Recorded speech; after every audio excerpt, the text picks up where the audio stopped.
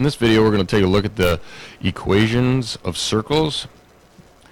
And really, this is all that I want you to put in your circle book, is just draw a picture of a circle. I don't care where you put it in the coordinate grid. It doesn't matter. I put mine in the first quadrant. You could put it in the fourth quadrant if you wanted to. It doesn't matter. But this is the equation of a circle. And what I'd like you to remember is everything that you see in green will be in essentially every equation of a circle. It's the blue that's going to change from one equation to the next, and the red.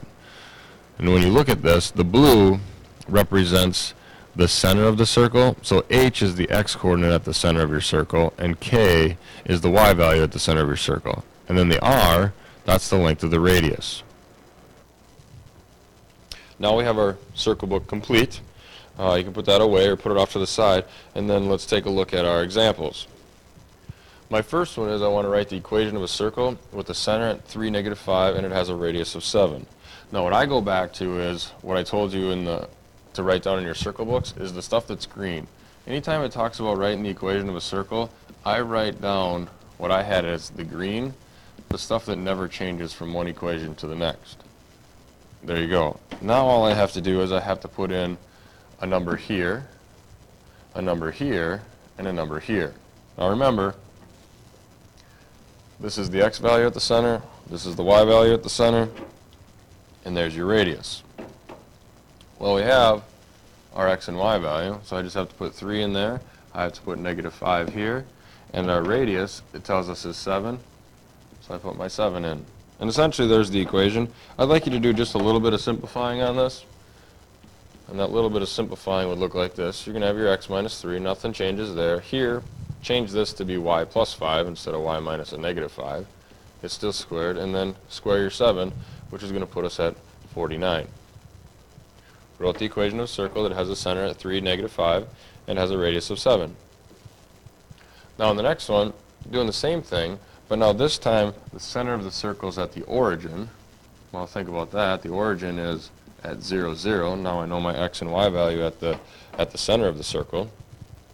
And it tells me that the diameter is 24. Well, if the diameter is 24, we need to cut it in half, find out that 12 is the length of our radius. And now we have everything we need. I'm going to go back to that equation of a circle.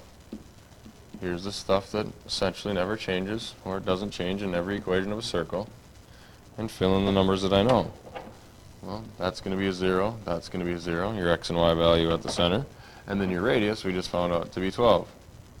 Well, if we simplify this, x minus 0 could just be rewritten as x. Then we have the squared, same thing with the y part, and 12 squared is 144. We have written our equation of a circle with the center at the origin and a diameter of 24. Now the next one, this is a little bit more in depth, and I think a picture is going to help us out with this, because we know the diameter of the circle. It tells us that that's 10. It tells us the center is in the first quadrant, so all we know about it is that the center is in the first quadrant, and we know that lines y equals -3 and lines x equals -1 are tangents, so we're going to have this in there and this in there. We need to write the equation of the circle. So like I said earlier, I'm going to draw a picture of this. I just draw my coordinate grid. It tells me that I have a circle, and it's somewhere in quadrant 1, or the center is at least. So I'm going to go with my circle here, and I can move this anywhere I want. So I'm just going to put it off to the side for the time being, because I don't know exactly where it is. But I do know that I have the line y equals -3. So that line is going to be down here somewhere. And I also have the line x equals -1. That would be probably somewhere in this region. And now I can go back, and it tells me that those two lines are tangent to the circle, which means they're going to touch the circle at one point and one point only. So I'm going to take this circle, and I'm going to put it in here, something like that. And I'm going to make it a little bit bigger, not that it has to be, but just to make sure that my center is in quadrant 1. So it's going to look something like that. All I really need to do is I need to figure out, where is this center point? What are the coordinates of it? Well, what I'm going to do, I'm going to draw on a radius here, and I know that the radius and the tangent are perpendicular, and then I'm going to draw in this radius here, and I know that that radius and that tangent are going to be perpendicular as well. So I know that that segment there is going to have to be vertical, because y equals a number, that's a horizontal line, and I know this one's going to be horizontal because it's perpendicular to a vertical line, and that's going to help me out with figuring out how long the radius is. Because what I know is the diameter of this thing is 10, so I already know that this is 5, and I know that this is 5. So I guess it doesn't help me find the radius, I already know that, but it's going to help me find the x and y coordinate at my center. So I come down here now, and I know that the y value there is at -3. So it tells me that here. And now this is telling me that, well, I go up 5. So if I go up 5 from -3, really all I'm doing is I'm taking -3, I'm adding on that radius because I'm going up, and I end up at, oops, not negative, I end up at 2. So I know the y value at my center point is going to be 2. Now all I need to do is figure out the x value. Probably should have done it in a little different order since x usually comes first. So now I'm going to look over here, and well, I know that the x value at on that orange line is -1. So I'm starting at -1, and I have to go 5 to the right. That's going to tell me I need to add on 5. And if I take -1 and add on 5, I end up at 4. So I know that my x value here is going to have to be 4. I just found the coordinates of the center. I know that my radius is 5. I can write the equation of my circle. Again, I go back to writing my equation, leaving out the things that change, and just writing the stuff that doesn't change from one equation to the next of a circle, and now fill in what I know, or what I just found out. I know that the x value at the center is 4, I know the y value at the center is 2, and I know that my radius is 5. Simplify that equation, and we'll have it all done. So this isn't going to change. I'm going to have my x minus 4 squared. I'm going to have my y minus 2, all of that squared, quantity of it, and 5 squared is 25. So what you see in the black here, that's the equation of a circle that has its center in the first quadrant, 4 2's in the first quadrant, and its tangent to both y equals -3 and x equals -1. And this part that said first quadrant, that's important, because really that circle could have been moved here. Now the center's in the second quadrant, could have been down here, third quadrant, or it could have been over here, fourth quadrant. So there would actually be 4 circles that would be tangent to those 2 lines, but only one that's in quadrant 1.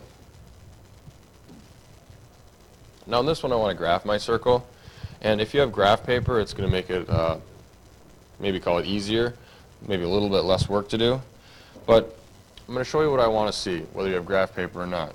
The first thing is I'm going to go through and I'm going to write this stuff down like I have when I write an equation, because this is going to help me out. Now all I have to do is put in, well, what number goes here? Well, that's going to be a 4, because now that's equal. But now this says y minus, but in the equation it said y plus. So what number do I have to put right here so it's going to be the same thing as the black? Well, -3. Y minus a -3, that's the same thing as y plus 3. And then my last one is, well, what number do I put right here for the radius? Well, notice that I know that that has to be r, so it's going to be r squared, because that's what I have at the end of my equation, and in the original equation it has 25. Well, essentially you're going to solve that little equation, and all you have to do is take the square root, find out that r would be plus or minus 5. If I solve that equation, I'll realize the negative doesn't really make sense for what we're working with, because the radius is always going to be positive. So I know that's 5. Now I look at this and I go, well, I know my center is at 4, -3, and I know that my radius is 5. So I'm going to graph the point 4, -3. 1, 2, 3, 4, 1, 2, 3. I know my center's right there. I know the radius is 5. So what I want to see when you graph this, I want to see 4 points. I want to see the point that's directly above the center, 1, 2, 3, 4, 5. I want to see the one that's directly below it, 1, 2, 3, 4, 5. One that's to the left, 1, 2, 3, 4, 5. And to the right, 1, 2, 3, 4, 5. That's what I want to see. Now, try to make it look circular. I'm not going to get too picky on this. Just don't make it look like a box. So I've graphed the circle that has that as the equation. And then on my last one, graphing it again. And I'm going to show you one more thing on this that I want to go back because I didn't do this in the last one. If you have graph paper, this is all you have to do, but if you don't have graph paper, I want the coordinates of these 5 points on your graph. So this one we already had, the 4, -3. And then I want the coordinates up here. Well, the x value is not going to change because it's just vertically above it, but the y value does.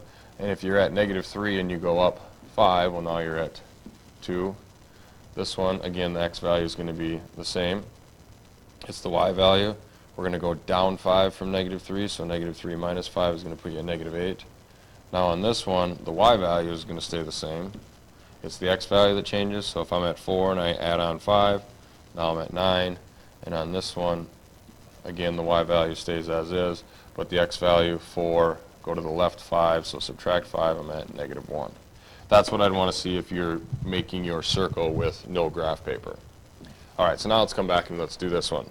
So again, same thing.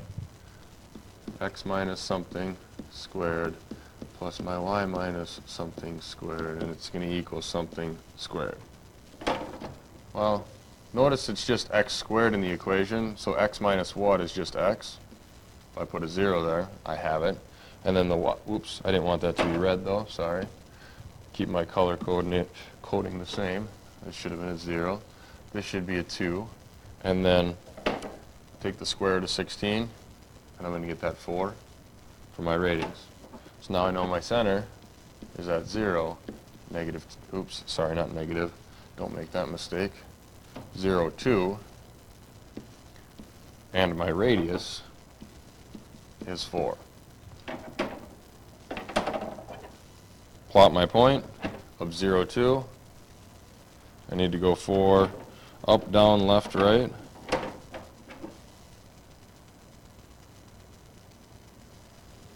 Point above, point below, point to the left, and point to the right, and then draw in your circle. And you'd have it. And again, if you're working without graph paper, make sure that you actually label every single one of those points, those 4. Those are the only, well, 5 I should say, counting the center. And that's going to conclude my lesson and examples dealing with equations of circles.